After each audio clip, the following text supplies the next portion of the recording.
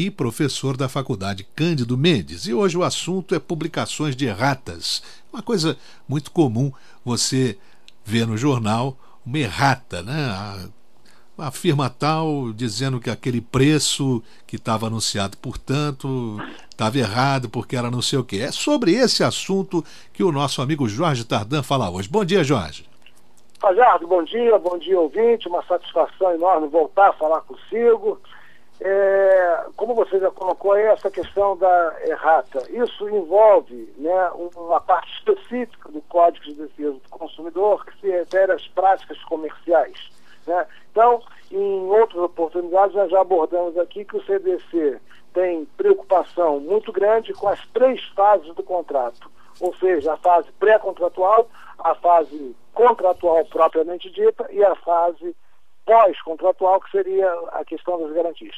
Bom, esse problema de errata, nós estamos falando então da primeira fase dos contratos, que seria a fase pré-contratual.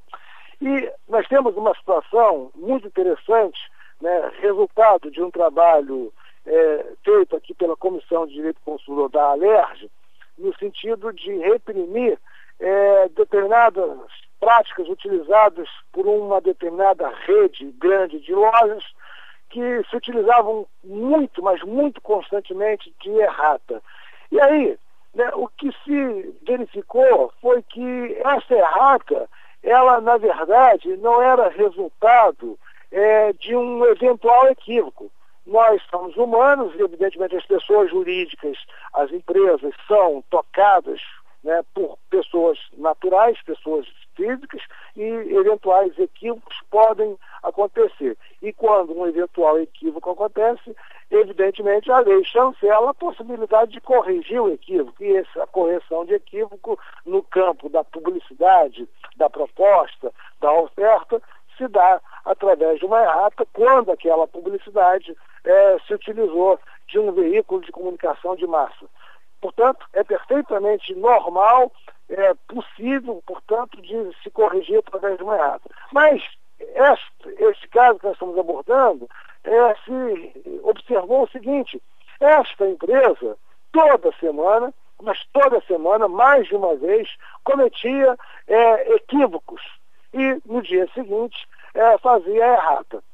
E me parece, então, que essa empresa se utilizava propositalmente do equívoco, ou seja, ela produzia o equívoco, porque o equívoco que no dia seguinte era consertado era sempre a favor dela, né?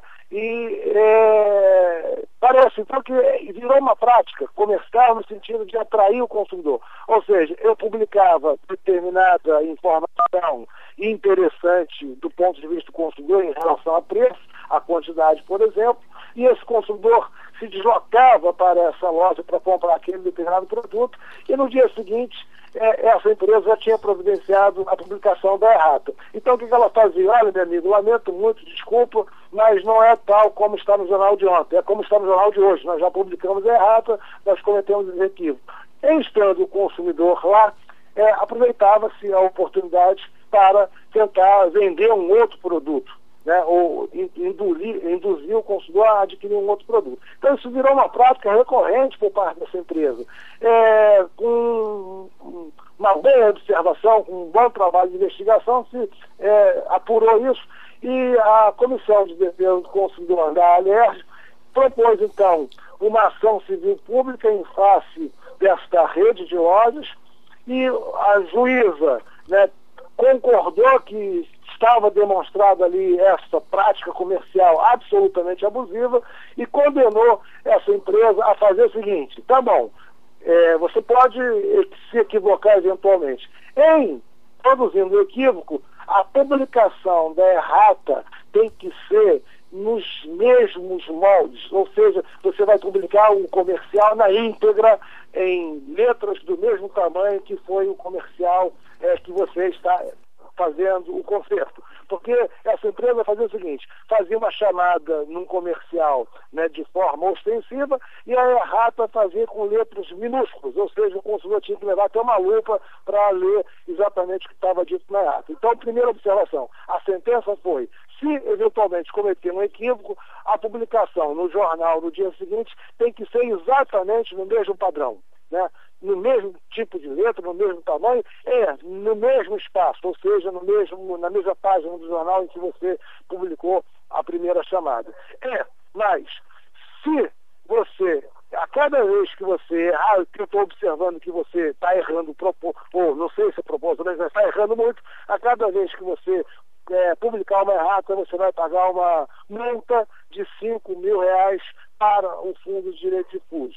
Veja que decisão interessante. Isso sim é um juiz sintonizado com o nosso tempo, no sentido de dar repercussão, né, para a sociedade da sua ação num processo. Ou seja, ele de uma vez só dá uma punição para essa empresa que faz com que ela mude a sua prática em benefício de toda a coletividade. Então, esse, o Pajardo, é o espírito do Código de Defesa do Consumidor. E nós temos observado que nos últimos 2 anos, nós temos observado uma mudança de comportamento no sentido da decisão dos juízes, principalmente dos estados do Rio Grande do Sul e Rio de Janeiro, o que é muito bom para a coletividade. Com isso eu quero dizer o seguinte, Pajardo, o CDC completa agora, em setembro, exatamente no dia 11 de setembro, 18 anos de vigência. E nesses, podemos dizer, 16 anos de CDC, que foi aplicado, porque eu estou dizendo que já nos últimos 2 anos nós estamos mudando o comportamento, o CDC teve uma utilização muito individualista. E a partir desses últimos 2 anos, e espero que a gente aprofunde isso, nós estamos dando uma aplicação mais no sentido de uma abrangência mais difusa, mais coletiva do Código de Defesa do Consumidor, porque é esse o espírito do Código de Defesa do Consumidor. Temos muito trabalho pela frente no sentido de melhorarmos as nossas práticas comerciais. Muito bem, muito obrigado, Jorge Tardão. Um grande abraço. Até quinta-feira com mais um Defesa do Consumidor. Obrigado, Tardão. Grande abraço a todos. Bom dia.